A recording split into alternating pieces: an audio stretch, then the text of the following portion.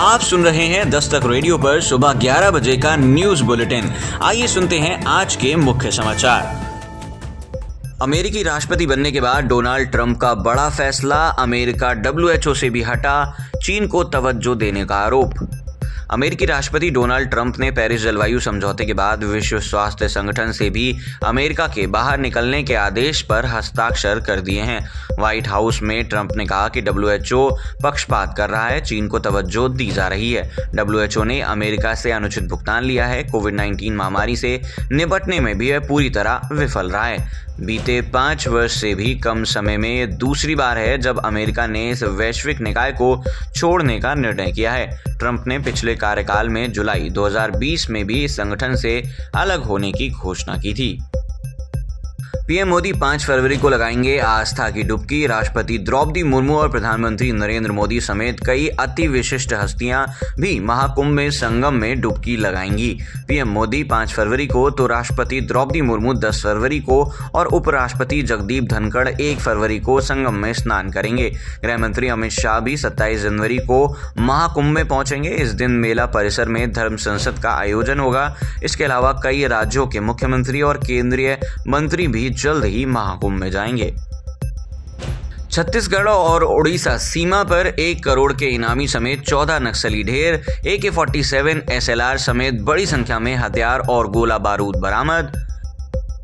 अमित शाह ने दिया बड़ा बयान, कहा नक्सलवाद पर एक और जोरदार हमला। हमारे सुरक्षा बलों ने नक्सल मुक्त भारत की दिशा में बड़ी सफलता हासिल की है। CRPF, SOG, ओडिशा और छत्तीसगढ़ पुलिस ने संयुक्त अभियान में 14 नक्सलियों को मार गिराया। 2 फरवरी से खुलेगा जनता के लिए राष्ट्रपति भवन का अमृत उद्यान। राष्ट्रपति भवन का अमृत उद्यान 2 फरवरी से जनता के लिए खोल दिया जाएगा। राष्ट्रपति भवन की ओर से जारी बयान के अनुसार लोग 30 मार्च तक उद्यान का भ्रमण कर सकते हैं। सप्ताह में 6 दिन सुबह 10 बजे से शाम 6 बजे तक अमृत उद्यान आम लोगों के लिए खुला रहेगा। दिल्ली विधानसभा चुनाव से पहले बयानबाजी का दौर जारी। केजरीवाल बोले भाजपा बंद कर देगी सुविधाएं। इसके बाद अनुराग ने जवाब में कहा कि भाजपा का वादा KG से लेकर PG तक मुफ्त मिलेगी शिक्षा। आम आदमी पार्टी के संयोजक और पूर्व CM अरविंद केजरीवाल ने कहा कि भाजपा के संकल्प पत्र से साफ हो चुका है कि सत्ता में आने पर वह आपकी ओर से शुरू की गई सभी सुविधाओं को बंद कर देगी। भाजपा के दोनों संकल्प पत्रों में शिक्षा सुविधा को बंद करने की बात कही गई है। केजरीवाल ने कहा कि भाजपा की गारंटी झूठ है, सिर्फ आपकी सच्ची है। भाजपा ने दिल्ली विधानसभा चुनाव के लिए संकल्प पत्र 2 जारी करते हुए सरकारी शिक्षण संस्थानों में जरूरतमंद छात्रों को KG से PG तक मुफ्त शिक्षा देने का वादा किया है। पूर्व केंद्रीय मंत्री व भाजपा सांसद अनुराग ठाकुर ने मंगलवार को संकल्प पत्र जारी करते हुए सरकार बनने पर जरूरतमंद युवाओं को प्रतियोगी परीक्षाओं के लिए 15,000 रुपए की मदद का भरोसा दिया। वहीं ऑटो टैक्सी चालकों के लिए 10 लाख रुपए के जीवन बीमा का भी वादा किया है। दिन की बिजली का रेट अलग, रात का अलग। घरेलू उपभोक्ताओं पर अब टाइम ऑफ डे टैरिफ लागू करने की तैयारी की जा रही है। इसमें दिन और रात की बिजली दरें अलग अलग होंगी। इसमें बिजली खर्च करीब 10 से 20% तक बढ़ सकता है। मल्टी ईयर टैरिफ रेगुलेशन 2025 के मसौदे में यह व्यवस्था की गई है। अभी यह व्यवस्था सिर्फ भारी एवं लघु उद्योगों पर लागू है। केंद्र सरकार की ओर से बिजली ग्राहकों के अधिकार नियम 2020 में आवश्यक संशोधन कर टाइम ऑफ डे टैरिफ की व्यवस्था लागू करने की बात की गई है। इसमें दिन और रात की बिजली की दर अलग अलग रखने का नियम है। लघु एवं भारी उद्योग श्रेणी के उपभोक्ताओं पर यह व्यवस्था लागू की जा चुकी है। 1 अप्रैल 2025 से सभी उपभोक्ताओं पर यह व्यवस्था लागू होनी है। हालांकि किसानों को इससे अलग रखा गया है। ऐसे में नियामक आयोग की ओर से जारी मल्टी ईयर टैरिफ रेगुलेशन 2025 के मसौदे में TOD टैरिफ लागू करने की बात की गई है। उत्तर प्रदेश में कुल 3.45 करोड़ उपभोक्ता हैं। इसमें 2.85 करोड़ घरेलू और 15 लाख किसान उपभोक्ता हैं।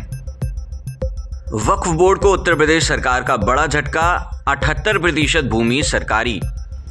वक्फ बोर्ड संशोधन विधेयक पर सुझाव के लिए बनी संयुक्त संसदीय समिति की लखनऊ में हुई बैठक में उत्तर प्रदेश शासन ने बताया कि राज्य में वक्फ की 78% जमीन सरकारी है। जेपीसी अध्यक्ष सांसद जगदम्बिका पाल के नेतृत्व में हुई बैठक के दौरान वक्फ बोर्डों व अल्पसंख्यक प्रतिनिधियों के पक्ष को भी सुना गया।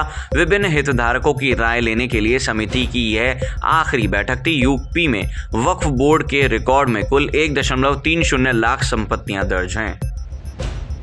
अभ्यास में पास हो गया यूसीसी का पोर्टल। समान नागरिक संहिता का वेब पोर्टल का मंगलवार को प्रदेश भर में अभ्यास हुआ। इस दौरान पोर्टल पर 3,500 डमी आवेदनों के जरिए पंजीकरण किया गया, जिसमें 200 डमी आवेदनों पर रजिस्ट्रार और सब रजिस्ट्रार की ओर से कार्रवाई हुई।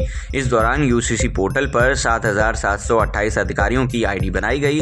आधार से संबंधित कुछ तकनीकी अड़चन आई, जिसे दूर कर लिया गया। अब प्रदेश भर में 24 जनवरी को CAC के स्तर पर एक और अभ्यास होगा। 23 को निकाय चुनाव के लिए पूरे उत्तराखंड में अवकाश। निकाय चुनाव के मद्देनजर 23 जनवरी को पूरे प्रदेश में सभी सरकारी निजी प्रतिष्ठानों में अवकाश रहेगा। सचिव विनोद कुमार सुमन ने संशोधित आदेश जारी कर दिया है। पूर्व में जो आदेश जारी किया गया था उसमें केवल निकाय क्षेत्रों में ही अवकाश की व्यवस्था की गई थी। अब 23 जनवरी को पूरे प्रदेश में सभी राजकीय कार्यालय, शिक्षण संस्थान, अर्धशासकीय संस्थान, निगम, परिषद, वाणिज्यिकीय निजी प्रतिष्ठानों में कर्मियों को सवेतन अवकाश दिया जाएगा। कैंची धाम में बहुमंजिली कार पार्किंग को प्रस्ताव की मंजूरी।